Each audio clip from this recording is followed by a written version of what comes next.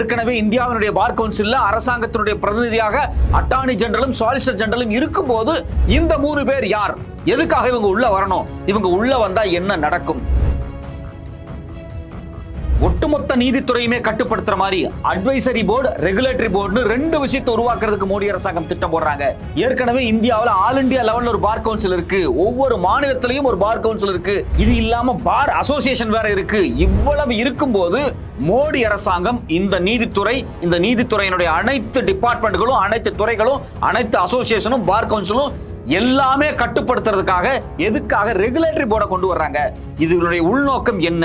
இந்த regulatory போர்டும் advisory போர்டும் நடைமுறைக்கு வந்துச்சு அப்படின்னா இந்தியாவில் இருக்கக்கூடிய சாதாரண எளிய ஏழை மக்களுக்கு இந்த நீதி அப்படிங்கிறது எப்படி மறுக்கப்படும்?